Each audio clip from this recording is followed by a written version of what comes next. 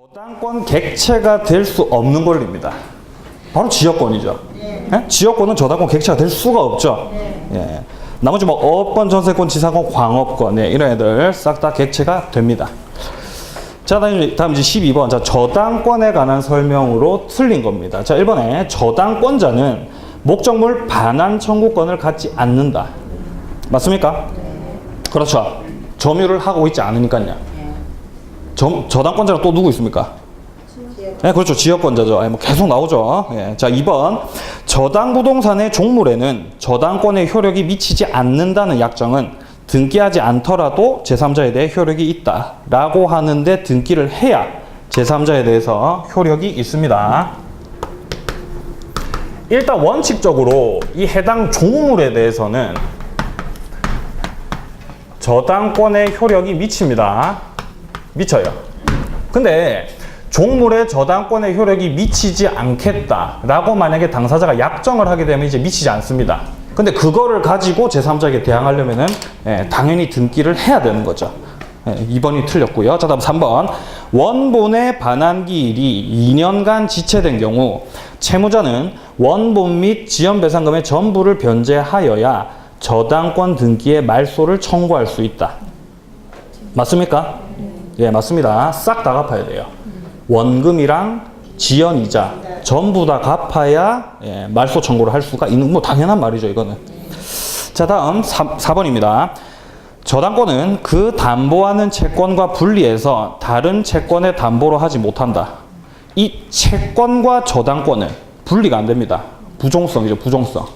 분리가 안 돼요. 같이 가는 거예요. 자, 다음 5번. 저당권이 설정된 토지가 공익사업을 위한 토지 등의 취득 및 보상에 관한 법률에 따라서 협의 취득된 경우 저당권자는 토지 소유자가 수령할 보상금에 대해서 물상대의를 할 수가 없다라고 되어 있습니다.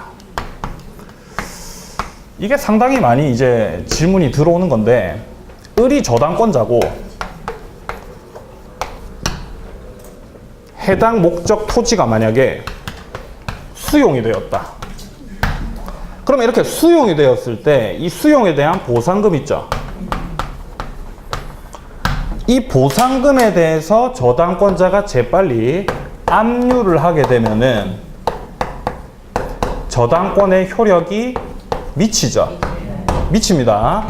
자, 그런데 문제는 지금 선답 5번에서 얘기하고 있는 이 특별법 있죠. 공익사업을 위한 토지 등의 취득 및 보상에 관한 법률. 이러한 특별법에 의해서 지금 둘째 줄에 보시면은 협의 취득이라고 돼 있죠. 협의 취득. 여기서 말하는 이 협의 취득이라는 이 뭡니까? 이 단어 속에 수용을 할 당시에 저당권자가 변제받아야 할 채권액 있죠. 그것도 다 주고, 그 다음에 갑한테도 돈 주고, 그러고 취득하는 게 협의 취득입니다. 이 특별법상. 아시겠습니까? 그러니까 이 특별법에 따라서는 저당권자가 보상금에 대해서 물상대의권 행사를 할 수가 없다는 거예요. 아시겠어요? 근데 이 선답 5번 같은 경우는 처음에 우리가 이 문장을 보게 되면은 이게 맞는지 틀린지 판단이 안 서죠. 예, 처음 나오면 모르는 게 당연한 겁니다. 예, 하지만 이렇게 26회 때 이 내용을 갖다가 이렇게 알고 나서 그 다음에 이제 27회 때 이 선답 한번 더 나왔거든요. 예? 대위를 할 수 있다고 나왔습니다. 그때는. 예, 그렇게 다시 등장을 할 수는 있습니다. 그러니까 이렇게 기출 정리를 통해서 알고 그냥 넘어가면 되는 거예요. 원칙적으로는 보상금에 대해서 물상대의권 행사를 할 수가 있습니다. 당연히 효력을 주장할 수가 있어요. 자, 그런데 지금 여기 나와 있는 이 특별법상 협의 취득이 됐다라고 한다면은 물상대의를 할 수가 없게 되는 거죠. 예. 자, 이 선답 5번이 사실 아리까리하기 때문에 이 문제가 어려운 문제 아니냐라고 생각하시는 분들이 있는데 전혀 그렇지 않죠. 예? 2번이 있으니까요. 2번이 정답이라면 우리 알 수도 있잖아요. 예.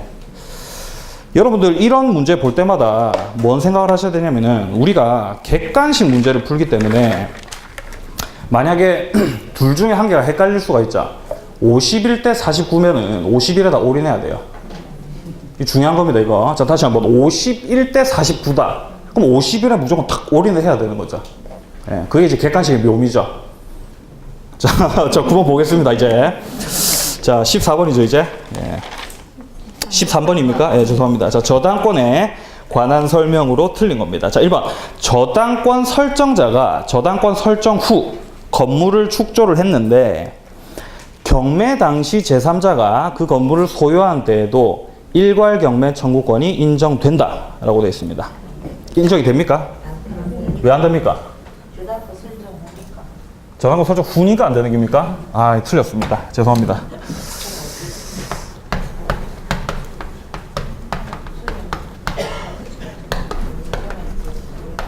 저당권자가 가지는 이 일괄 경매 청구권이라고 하는 것을 좀 아셔야 돼요. 자, 예를 들어서 자, 갑이 토지 소유자고요. 그 다음에 을이 이 토지에 대해서 저당권을 설정받았습니다. 자, 근데 지금 선다에서 말하고 있는 거는 저당권 설정자가 설정 후에 건물을 축조했죠. 이렇게 건물을 축조했습니다. 그럼 이거 갑소유죠, 일단. 이런 상황에서 일괄 경매 됩니까? 안 됩니까? 안 됩니까? 됩니다. 돼요. 갑자기 생각이 나십니까? 일괄 경매 청구를 행사하기 위해서는 이걸 다 기억해 놓으셔야 돼요. 경매 청구 당시 동일 소유자여야 됩니다. 자, 지금 선다에서 얘기하고 있는 거는 건물 소유자가 바뀌었다라고 되어 있죠. 경매 당시 제3자가 그 건물을 소유한다라고 되어 있죠. 그러니까 경매를 청구하기 전에 이거를 이렇게 판 거예요. 병이란 놈한테. 그러니까 이런 상황에서 을이 경매 청구하려고 보니까 건물 소유자는 병이고 토지 소유자는 갑이죠. 그러면 일괄 경매 청구가 된다, 안 된다? 그렇죠. 안 되는 거죠. 일괄 경매 청구권은 요거만 딱 기억해 놓으시면 됩니다. 경매 청구 당시 동일 소유자라고 한다면 이제 청구할 수가 있는 겁니다. 아시겠습니까? 이 일괄 경매 청구권을 우리 법률적으로 인정해 주는 이유가 뭐냐면은 자, 저당권이 먼저 설정이 되고 그 이후에 이렇게 토지 소유자가 건물을 짓게 되면은 이 토지 소유자는 법정 지상권이 인정이 안 되거든요. 이해되세요? 법정 지상권 인정되려면 어떻게 해야 돼요? 저당권 설정 당시 동일 소유자죠. 자, 그렇기 때문에 저당권이 먼저 들어오고 그 다음에 이렇게 건물을 지었다. 그러면은 이 건물 소유권자는 법정 지상권 취득을 할 수가 없습니다. 이후에 소유자가 바뀌게 됐을 때. 예, 그렇기 때문에 우리가 민법에서 법정 지상권을 인정해주는 이유가 뭐냐면은 이렇게 건물이 철거되는 것을 가급적 막고자 법정 지상권을 이제 인정을 해주는 거거든요. 근데 이런 경우에는 저당권 먼저 들어오고 그 다음에 건물 지었을 때는 법정 지상권 인정이 안 돼서 건물이 철거될 위기에 놓일 수가 있기 때문에 이 건물 철거를 가급적 막고자 이 저당권자한테 일괄적으로 경매를 넣을 수 있는 권리를 인정을 해준다라는 겁니다. 그래서 일괄 경매를 넣게 되면은 경락인이 토지와 건물을 동시에 이렇게 경락을 받기 때문에 건물이 안 없어지겠죠. 이해되세요? 그리고 채무자 갑 같은 경우는 어쨌든 간 그 건물에 대한 대가도 자기가 받을 거기 때문에 먼저 저당권자가 받고 그 다음에 갑도 이 건물에 대한 뭡니까? 매각대금을 받겠죠. 그러니까 갑도 손해가 아니라는 거예요. 아시겠습니까? 이 취지를 알고 계시면은 이게 좀 더 이해가 되실 겁니다. 경매 청구 당시 동일 소유자. 자, 그리고 일괄 경매 청구 행사를 할 때 이 저당권자 을 같은 경우는 일괄적으로 경매는 넣을 수 있지만 토지에 대해서는 당연히 우선 변제권 행사할 수 있겠죠. 건물은 되겠어요, 안 되겠어요? 그렇죠. 건물은 안 되는 거죠. 건물에 대해서는 저당권을 가지고 있는 게 아니기 때문에 건물에 대해서는 우선 변제가 안 됩니다. 네, 자, 이렇게 좀 정리해 놓으시고 어차피 계속 나오니까 또 설명드리겠습니다. 자, 어쨌든 간 그래서 선다 1번 같은 경우는 이제 틀렸습니다. 건물 소유자가 제3자이기 때문에 안 되는 거죠. 자, 다음 2번입니다. 채권자, 채무자와 제3자 사이에 합의가 있고 그리고 채권이 실질적으로 제3자에게 귀속되었다고 볼 수 있는 사정이 있으면 제3자 명의의 저당권 설정 등기는 유효하다. 어떻습니까?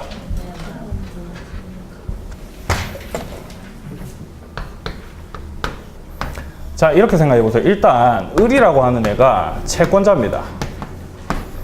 그리고 갑이 채무자죠. 일반적인 상황에서는 을이 자신의 채권을 담보하기 위해서 지가 저당권자가 되겠죠. 저당권 설정 계약을 통해서. 근데 그렇게 하지 않고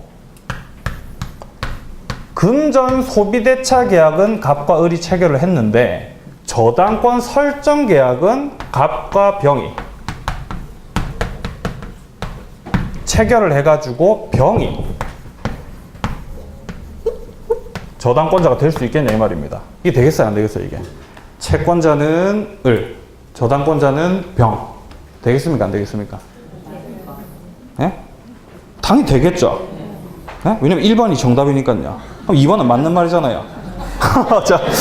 자, 이런 경우에 이 3자 간에 합의가 있다라고 한다면은 이 제3자 명의로 저당권 설정 등기를 한다고 해도 이거는 유효입니다.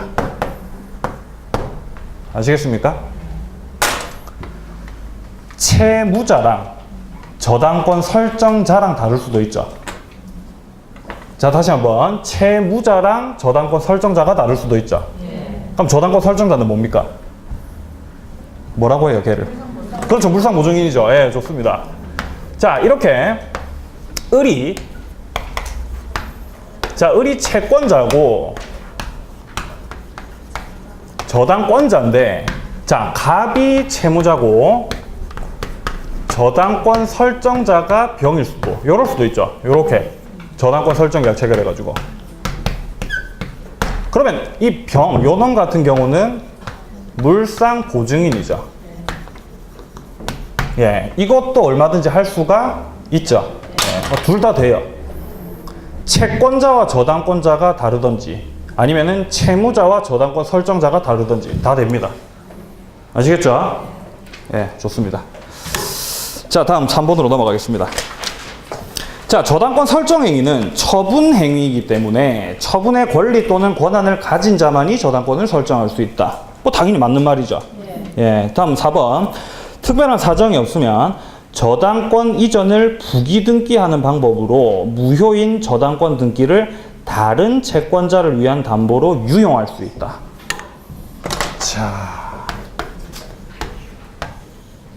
자, 일단 이 유용이라는 게 뭐냐면은 만약에 을이 저당권입니다. 저당권 등기가 현재 되어 있어요. 자, 이 상태에서 갑이 자기가 빚졌던 거를 다 변제를 했습니다. 갑이 변제를 하게 되면은 을이 가지고 있던 피담보 채무가 소멸하죠. 그러면 저당권도 자동 소멸이죠.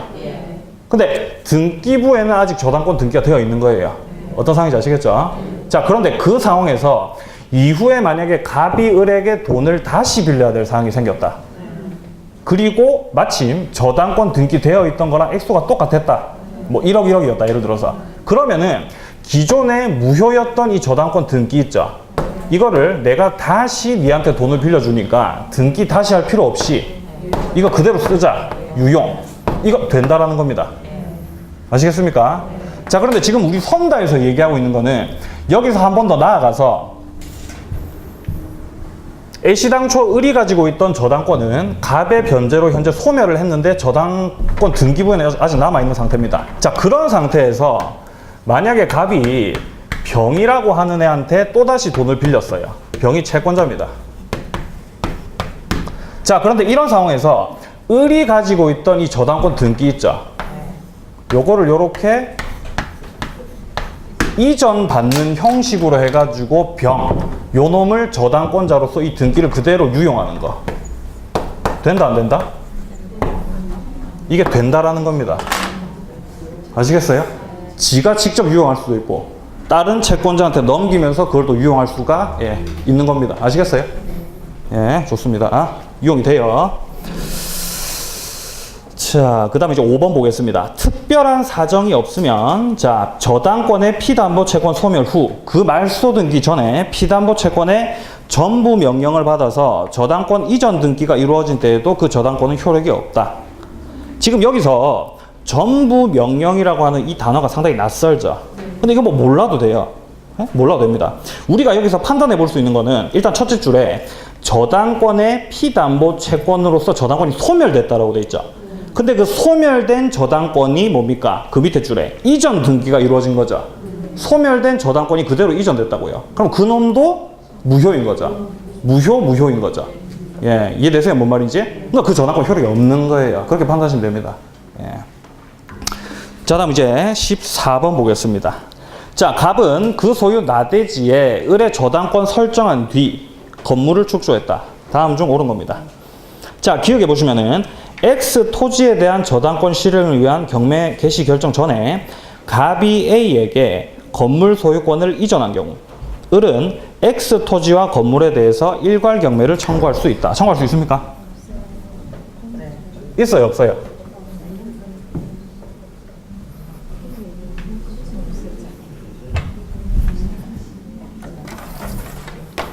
왜 우세요? 자, 이 일괄 경매 청구 같은 경우는 판단하실 때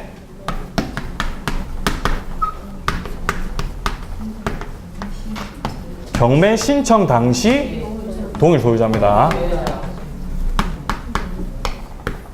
자, 선다해 보시면은 경매 개시 결정 전에 어쨌든 간 갑이 건물 소유자 갑이 A에게 건물 소유권 넘겼죠. 그럼 토지 소유자 갑, 그 다음에 건물 소유자 A죠.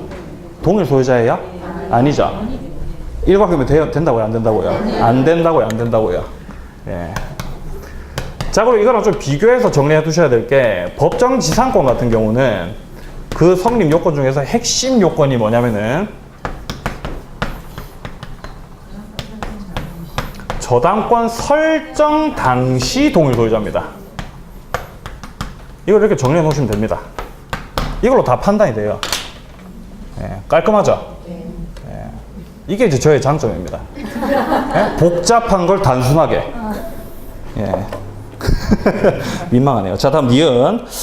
자, 보시면은 을의 저당권이 실행되어서 B가 X 토지를 매수하고 매각 대금을 다 낸 경우 갑은 법정 지상권을 취득한다. 취득합니까? 못합니까? 어렵습니까?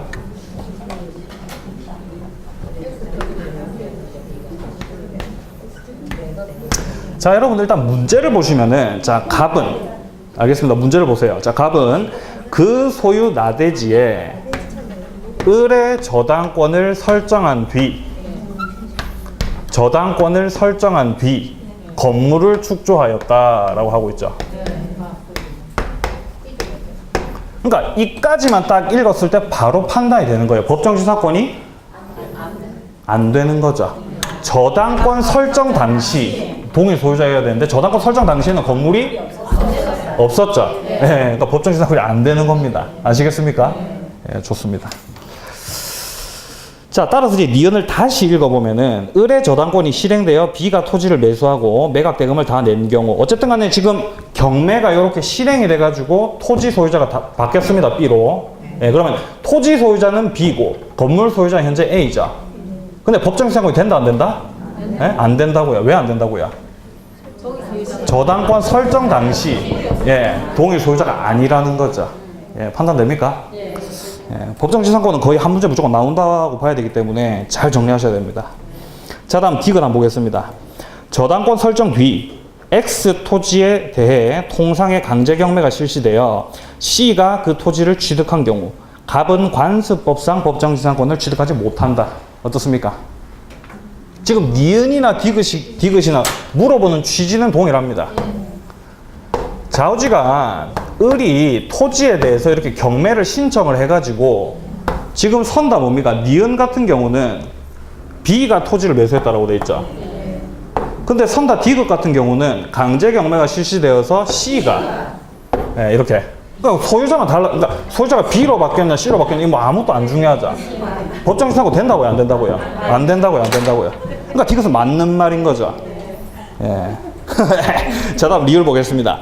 저당권 설정 뒤, 자, D가 X 토지를 매수 취득을 해가지고 그 토지에 필요비를 지출한 경우 을의 저당권이 실행되면 D는 경매 대가로부터 필요비를 우선 상환받을 수 없다라고 되어 있죠.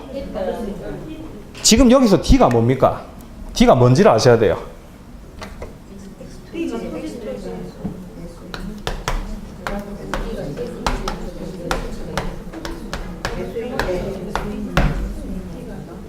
제3취득자입니다. 제3취득자. 제3취득자가 딱 떠오르시는 분들 같은 경우는 진짜 이 공부에 대한 어느 정도의 그 뭡니까? 수준이 많이 올라서신 분들입니다. 이게 사실 잘 안 떠오르죠. 제3취득자라는 게 뭡니까? 이게 이렇게 저당권이 들어와 있는 상태에서 저당권이 먼저 들어와 있는 상태에서 그 이후에 만약에 뭐 병이라고 하는 지상권자든지 전세권자든지 소유권자든지 임차권도 포함됩니다. 이런 불쌍한 애들 있죠. 예? 이렇게 저당권이 지금 1순위로 들어와 있는데 그 이후에 이렇게 들어오는 애들 있죠. 이렇게 불쌍한 애들. 예? 2순위 애들. 이런 애들을 갖다가 제3취득자라고 합니다. 그리고 제3취득자에 관련해서 많이 나오는 부분이 뭐냐면은 제3취득자가 만약에 해당 목적물에 대해서 필요비라든가 유익비를 지출을 했을 때 이후에 그 목적물이 경매로 들어가게 되면은 비용 상환 청구를 우선해서 받을 수 있다. 이게 이제 많이 나옵니다. 근데 왜 우선해서 받을 수 있는지를 제가 좀 설명을 좀 드리겠습니다. 이건 놔두겠습니다. 네, 이거 계속 쓰일 것 같아요. 자, 예를 들어서 을이라고 하는 애가 만약에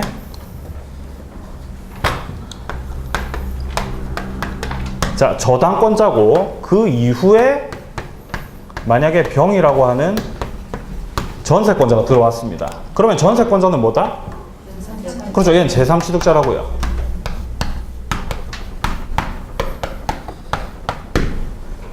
이거를 시간의 경과로 나타내 보면은 애초에 을이 저당권자로서 들어왔던 때가 있었겠죠. 그리고 그 이후에 병이라고 하는 전세권자가 들어온 거죠. 만약에 해당 목적물이 주택이라고 한다면은 주택이 이렇게 있습니다. 을이라고 하는 저당권자가 이 1억짜리 주택에 대해서 저당권을 설정을 한 겁니다. 자, 그런데 이후에 전세권자가 들어왔고 그리고 전세권자가 만약에 유익비를 지출을 했습니다. 유익비를 예를 들어서 뭐 한 5천만 원 정도를 지출했습니다. 그래서 이 5천만 원이 고스란히 이 주택에 이렇게 적용이 된 거예요. 그러니까 애시 당초 1억이었던 주택이 전세권자가 유익비를 지출함으로써 1억 5천만 원짜리가 된 거죠. 이러고 난 다음에 만약에 경매 들어가 가지고 이제 매각 대금을 이제 받겠죠. 예, 그런 경우에 이 전세권자, 제3취득자인 이 전세권자는 유익비를 자신이 지출을 했고 5천만 원을 그리고 그게 고스란히 여기 적용이 됐기 때문에 매각 대금도 원래는 1억만 받을 수 있는 걸 1억 5천으로 받을 수가 있는 그런 상황인 거죠. 그러니까 이 5천만 원에 대해서는 전세권자가 먼저 받아 챙겨 나가도 저당권자는 전혀 손해볼 게 없는 상황인 거죠. 이해되세요? 뭔 말인지? 예, 자, 그렇기 때문에 제3취득자는 비용 상환 청구를 통해서 우선해서 상환을 받을 수가 있는 겁니다. 이해되시죠? 예, 좋습니다. 따라서 이제 리을은 틀린 거죠. 예, 정답은 4번입니다. 4번. 네. 재밌죠? 저당권이 제일 재밌습니다. 물건 이렇게 하시다 보면 제일 재미가 있어요. 이렇게 순위 다툼하는 거. 예. 자, 다음 15번 보겠습니다. 갑은 을에 대한 금전 채권을 담보하기 위해서 을의 X토지의 저당권을 취득하였고 갑이 지금 저당권자입니다. 자, 그 후 병이 X토지에 대해서 저당권을 취득했다. 지금 병이 그러니까 2순위 저당권자입니다. 다음 설명 중 옳은 겁니다. 자, 1번에 갑은 저당권을 피담보 채권과 분리해서 제3자에게 양도할 수 있다. 분리 양도 된다고요? 안 된다고요? 안 됩니다. 예, 채권이랑 저당권이랑 같이 가는 거예요. 안 됩니다. 자, 2번 을이 갑에게 이행기에 피담보 채무 전부를 변제하면 갑명의의 저당권은 말소 등기를 하지 않아도 소멸한다. 피담보 채권이 소멸되면 저당권도 예, 소멸이죠. 따라서 2번이 바로 정답이죠. 네, 정답은 쉬운 데 있었습니다. 자, 다음 3번 저당권 등기는 효력 존속 요건이므로 바로 틀렸죠. 네, 효력 발생 요건일 뿐 존속 요건 아니죠. 따라서 저당권자 갑명의의 저당권 등기가 불법 말소된다 하더라도 저당권은 소멸을 안 하는 거죠. 예. 반드시 채무를 변제해야 소멸하는 거죠. 예, 따라서 3번도 틀렸고요. 자, 다음 4번. 간명의의 저당권 등기가 불법 말소된 후 병의 경매 신청으로 X 토지가 제3자에게 매각되더라도 갑의 저당권 등기는 회복될 수 있다. 지금 이 선다에 보시면은 병의 경매 신청으로 X 토지가 제3자에게 매각이 됐죠. 지금 제3자가 지금 뭡니까? 경락인이죠. 그렇다는 말은 뭡니까? 경매가 이미 끝났다라는 거예요. 경매가 끝났으면은 저당권도 다 그냥 끝난 거죠. 예. 근데 여기다가 뭐 저당권 등기 회복 안 되는 거죠, 당연히. 이해되세요? 뭐 말인지? 예, 안 됩니다.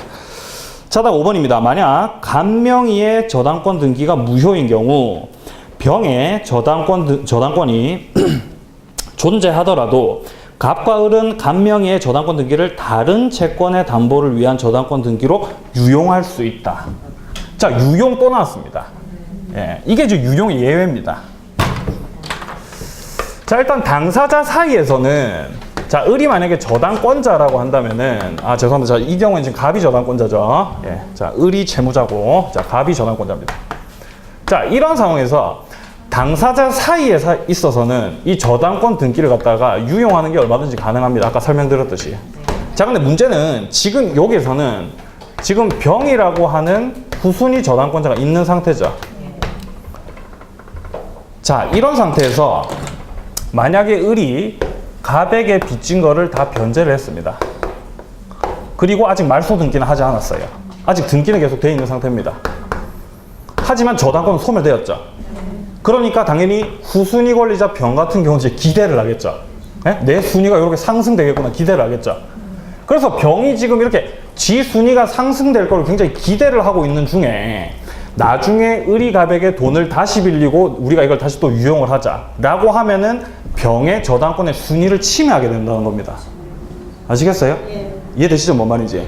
그러니까 갑의 저당권이 소멸됨으로써 이 병이 가지고 있던 저당권이 이미 1순위가 되었기 때문에 기존에 있었던 이 무효인 저당권 등기를 이후에 생기는 채권을 가지고 유용하게 되면은 안 된다는 겁니다. 이럴 때는 유용이 안 된다고요. 왜냐면은 이해관계가 얽혀있는 병이라고 하는 제3자가 있으니까요. 아시겠습니까? 유용의 예외입니다. 네, 따라서 이제 5번도 틀린 말이죠. 예, 유용이 안 되기 때문에. 자, 다음 16번 계속 보겠습니다. 자, 보시면 이제 저당권에 관한 설명으로 틀린 겁니다. 자, 1번에 채무자가 저당물을 손상 멸실했을 때 기한의 이익을 상실한다. 기한의 이익 상실합니까? 담보물 즉시 변제를 청구하겠죠. 저당물 손상 멸실했을 때. 예, 그러니까 기한의 이익 상실 사유가 됩니다. 맞는 말이고요. 자, 다음 2번에 저당권의 효력은 저당권 설정 전에 목적 부동산에 권한 없이 부합된 물건에 미치지 않는다. 미치지 않습니까? 미칩니까? 미쳐야 됩니까? 그렇죠. 미쳐야 합격하죠. 예, 미쳐야 합격합니다. 맞습니다. 자, 예를 들어서 이 건물의 소유자가 갑이고 이후에 이제 을이 이 건물에 대한 저당권자입니다. 저당권이 들어온 다음에 그 이후에 만약에 죄송합니다. 자, 저당권이 들어오기 전에 만약에 갑이 이렇게 부합을 했었어요. 부합물. 증축을 했는데 이게 부합이 됐습니다. 그러고 나서 이제 저당권이 들어왔어요. 부합이 먼저 된 다음에. 자, 이런 경우에 저당권자가 이렇게 경매 청구를 하게 되면은 저당권의 효력이 부합물에도 미칩니까? 예, 미칩니다. 미쳐요. 예. 자, 그런데 만약에 저당권이 먼저 들어와 있던 상태에서 갑이 증축을 해가지고 이렇게 부합물이 생겼습니다. 이런 경우에도 저당권의 효력이 부합물에 미칩니까? 미쳐요, 안 미쳐요? 미칩니다. 미쳐요. 저당권 설정 이후에 부합되든 종물이든 종된 권리 싹 다 미칩니다. 저당권 설정 등기 전후 순서는 상관이 없어요. 저당권 먼저 들어오고 그 이후에 부합이 돼도 미치는 겁니다. 아시겠습니까? 효력이 미쳐요. 이렇게 되는 거죠. 자, 그런데 지금 이 선다 2번 같은 경우는 저당권 설정 전에 부동산에 권원 없이 부합된 물건이죠. 이게 권원 없이 부합되든 권원이 있이 부합되든 좌우지간 지금 부합이 됐죠. 그러면 효력이 미친다 안 미친다? 미친다라는 겁니다. 틀렸습니다. 2번. 자, 다음 3번 보겠습니다. 공유 지분을 목적으로 저당권 설정할 수 있다. 예, 지분에도 저당권 설정할 수 있습니다. 4번. 저당 부동산에 대해서 전세권을 취득한 자는 저당권자에게 그 부동산으로 담보된 채권을 변제하고 저당권의 소멸을 청구할 수 있다. 지금 이 선다 4번에서 전세권자, 요놈 누굽니까? 그렇죠. 제3취득자라는 거예요. 제3취득자. 제3취득자가 대위에서 변제해 줄 수 있습니다. 그러고 나가라는 거죠. 내가 1순위로 올라가고 싶기 때문에. 이해되시죠? 예, 좋습니다. 자, 일단 저당권자가 있고요. 그리고 그 이후에 이렇게 전세권자가 들어와 있는 겁니다. 뭐 아까 누차 강조드렸듯이 저당권자 들어온 다음에 들어온 요 불쌍한 애들, 이 제3취득자입니다. 이 제3취득자가 이렇게 변제를 할 수가 있어요. 네, 그러고 이제 나가라는 거죠. 내가 1순위로 올라서기 위해서. 이거를 우리 민법에서 변제권이라고 합니다. 변제권. 제3취득자에게 특별히 인정되는 권리다. 이렇게 표현을 합니다. 근데 어차피 뭡니까? 그러니까 어차피 저당권자가 받아야 될 돈을 대신 갚아주고 올라가는 건데 이걸 왜 변제권이라고 표현을 할까요? 우리 민법에서. 혹시 생각해 보신 적 있으십니까? 만약에 전세권자가 없는 상태에서 저당권자가 갑에 대해서 가지고 있는 채권이 뭐 지연이자가 예를 들어서 아까 우리 선다에 나왔듯이 지연이자가 2년치가 쌓였습니다.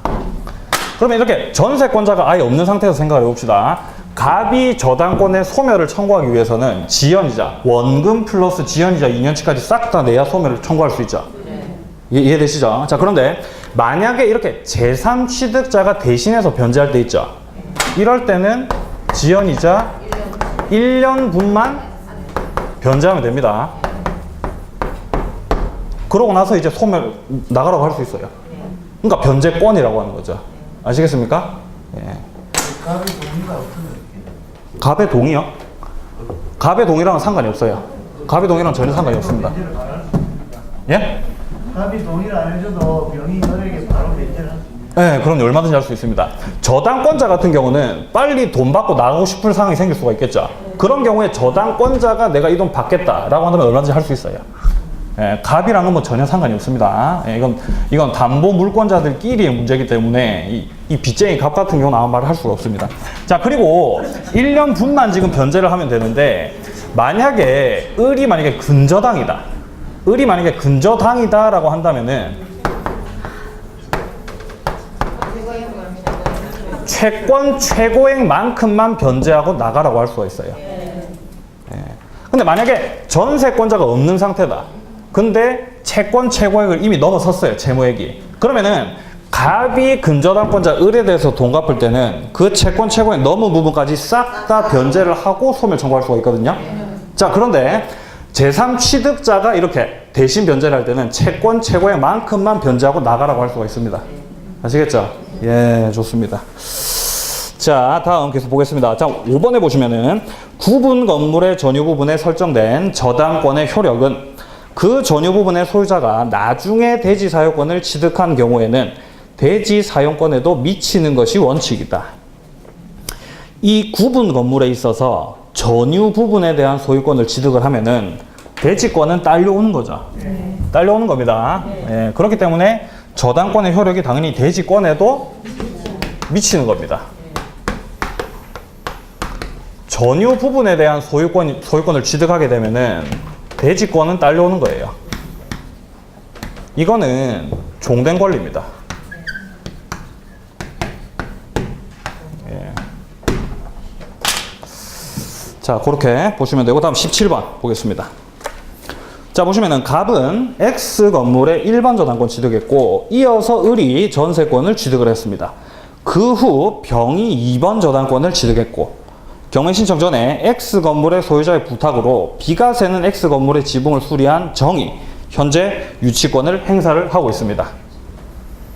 자, 이런 경우에 경매가 들어가게 되면 어떻게 되냐 이 말인 거죠. 지금 이 문장이 이해가 되세요?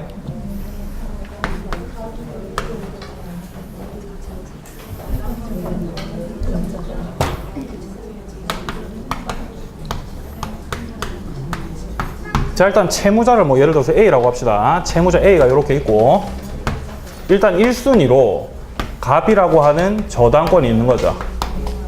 그 다음에 우리 문제 보시면은 이어서 을이 전세권 취득했다라고 돼 있죠.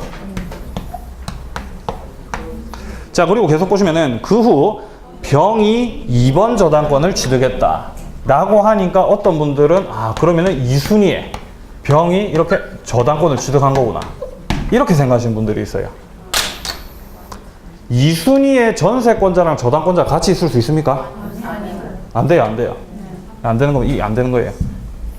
그러니까 이게 무슨 말이냐면은 3순위에 지금 저당권자가 있는 이런 상황이라는 거예요. 근데 왜 우리 책에서는 2번 저당권이라고 했을까요? 저당권 중에 2번이란 뜻입니다. 헷갈리지 마세요.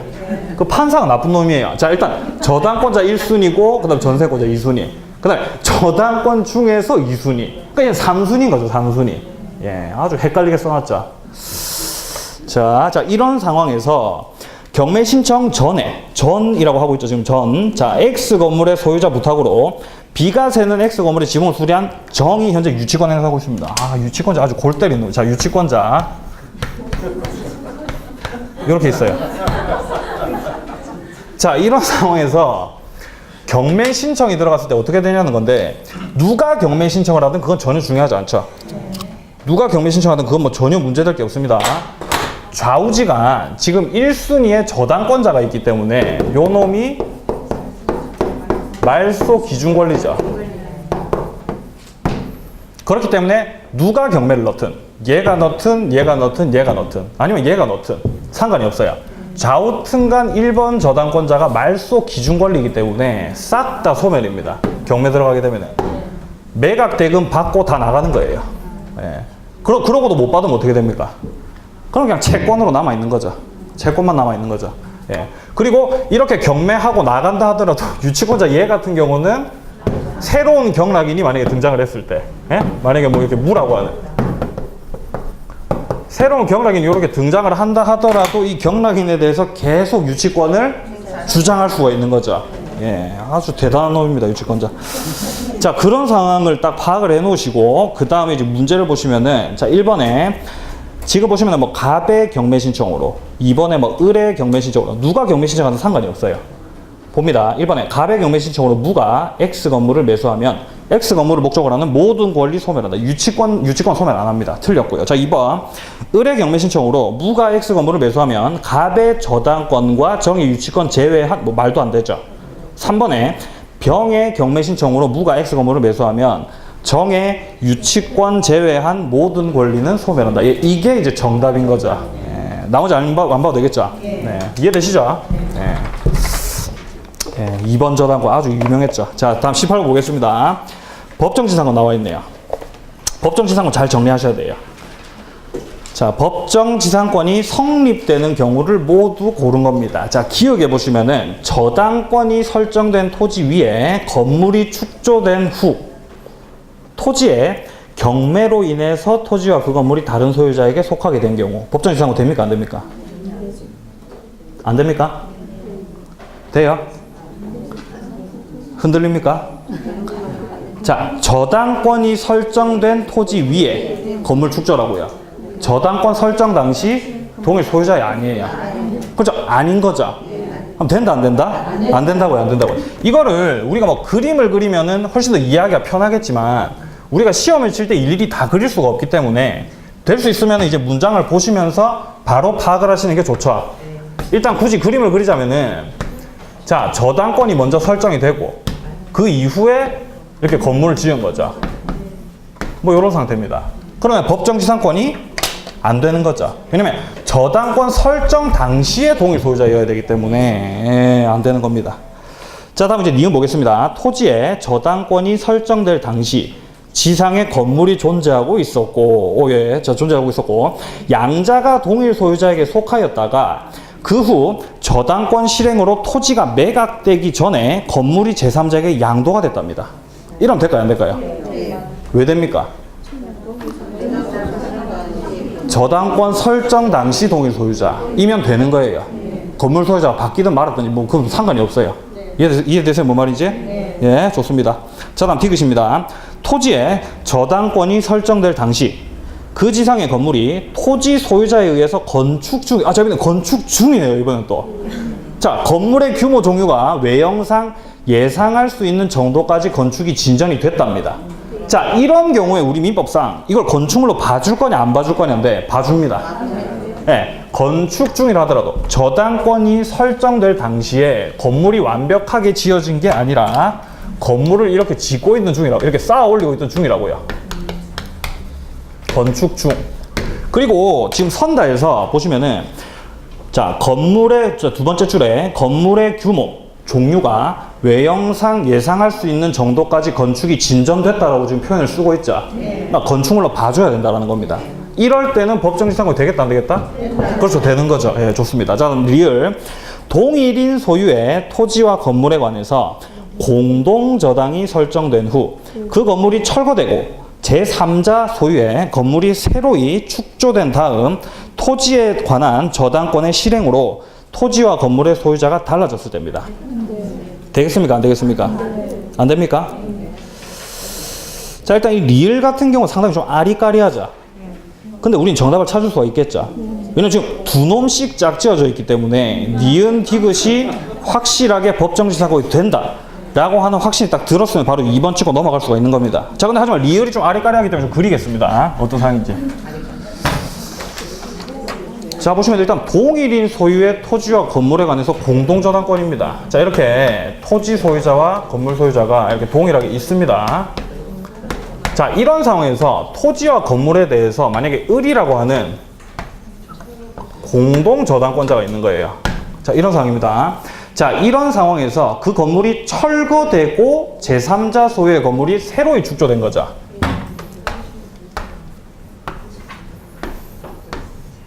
자, 애시당초에 있었던 이 건물이 철거되고 새롭게 이렇게 생기고 그 다음에 이렇게 토지 소유자는 그대로 있는 거죠. 근데 이런 경우에 이 공동저당권자가 이 병이 가지고 있는 이 소유 건물에 대해서 저당권의 효력을 주장할 수 있겠냐 이 말입니다. 주장할 수 있겠어요, 없겠어요? 주장 못합니다. 주장 못한다고요. 자, 일단 이 상태에서 건물이 지금 철거가 됐죠. 만약에 건물이 철거가 됐는데 이게 만약에 갑의 귀책 사유로 인해서 건물이 철거됐다. 그러면은 이 저당권자 같은 경우는 갑에 대해서 담보물 보충 청구를 할 수가 있어요. 보충 청구. 근데 만약에 갑의 귀책 사유가 없어요. 건물이 철거된 데에 대해서 아무런 귀책 사유가 없고 그냥 태풍으로 만약에 건물이 그냥 날아가 버렸어요. 그러면은 그때는 보충 청구도 못 해요. 그냥 저당권자가 손해보는 겁니다. 아시겠어요? 자, 그리고 나서 그 이후에 어쨌든 간 병이라고 하는 애가 지 건물을 또 새로 지은 거죠. 뭐 이 둘 간에 뭐 지상권 설정 계약이라든가 토지 임차권 뭐 계약이 있었겠죠. 예. 그러면은 이 저당권자 같은 경우는 더 이상은 공동 저당권자가 아니게 되는 거예요. 이 건물이 아예 없어져 버렸기 때문에 없어진 건물에 대해서는 저당권 효력이 미칠 수가 없거든요. 예. 그러니까 이제 효력이 병한테는 미치지가 않는 거죠. 이해되세요? 예, 조금 복잡할 수 있습니다. 예. 그런 경우에 갑은 절대로 지으면 건물 안 지겠네요. 그게 무슨 말씀이시죠? 갑이 지으로 건물 안 진다고요? 지으면 건물을 지으면은 예. 저당권이 여러 있으니까 병이 건물을 지었으니까 지상권에 대한 저당권이 없어진다 했잖아요. 법정지상권이 성립하기 위해서는 저당권이 설정될 당시에 건물이 존재를 하고 있어야 되죠. 있는 게 없어졌는데. 예. 예, 뭐 그 얘기는 뭐 나중에 또 따로 좀 하시죠, 선생님. 지금 시간이 많이 없기 때문에. 예, 마치고. 예. 자, 19번 계속 보겠습니다. 자, 저당권의 소멸 원인이 아닌 겁니다. 자, 1번에 보시면은 저당 목적물이 전부 멸실이 됐어요. 소멸이죠. 소멸입니다. 소멸. 예. 자, 다음 2번. 피담보 채권이 시효 완성으로 소멸한 경우. 이게 소멸이죠. 피담보 채권 소멸되면 저당권도 소멸인 거죠. 자, 다음 3번. 저당 목적물이 경매로 인해서 제3자에게 매각된 경우. 제3자에게 매각됐다는 게 뭐예요? 경매가 끝났다라는 거예요. 그럼 저당권도 그렇죠. 예, 소멸인 것이죠. 자, 다음 5번. 4번. 지상권을 목적으로 제3자에게 저당권이 설정된 후 토지 소유자가 그 지상권을 취득한 경우. 자, 이거 뭡니까? 이거 뭐예요, 이거? 자, 뭐가 딱 떠오르세요? 혼동이 딱 떠올라야 돼요. 혼동이. 예? 이걸 보셨을 때 혼동이 딱 떠올라야 돼요. 자, 지상권을 목적으로 제3자에게 저당권이 설정됐다라고 돼 있죠. 그러니까 이게 지금 뭔 상황이냐면은 일단 지상권이 1순위로 있고 그리고 그 이후에 이 지상권을 목적으로 해가지고 저당권이 있는 겁니다. 이 상태입니다. 이 상태에서 이 지상권자가 갑과의 매매 계약을 통해서 소유권을 취득을 했다라고 했을 때 만약에 저당권자가 없다고 한다면은 혼동으로 당연히 지상권 소멸되겠죠. 근데 하지만 밑에 저당권이 있기 때문에 이게 가버리면 얘도 이제 따라가는 거죠. 그러니까 그렇게 되면 안 된다는 거예요. 혼동 소멸의 예외인 거죠. 이해되시죠? 예. 그러니까 이때는 저당권이 소멸을 안 하는 거죠. 4번 같은 경우. 예, 혼동이라고 대답하신 분은 진짜 예, 합격입니다. 자, 다음 5번. 저당권자가 자신 또는 제3자의 이익을 위해서 존속시킬 필요가 없는 저당권의 목적물에 대해서 소유권을 취득한 경우입니다. 이것도 뭡니까? 저당권자가 저당권의 목적물에 대한 소유권을 취득했다고. 이게 뭐예요, 이거? 혼동이죠, 혼동. 예? 혼동이죠. 예. 지금 체력 다 하셨습니까? 자, 저당권자가 저당 목적물의 소유권을 취득을 했다고요. 근데 이해관계가 얽혀있는 제3자가 없다고. 밑에 아무도 없다고요. 그럼 혼동으로 소멸된다, 안 된다? 예, 그렇죠. 혼동으로 소멸이 되는 거죠. 예. 자, 지금 저당권이 몇 문제 정도 남았습니까? 예, 지금 조금 남았네요. 예. 예, 지금 또 맞추고 싶으셔가지고 또 그런 말씀 또 하시는 거죠? 예.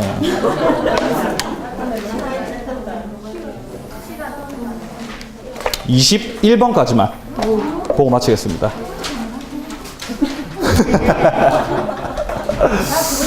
자, 21번까지 보겠습니다. 다음 주 월요일 하자고요? 두 문제.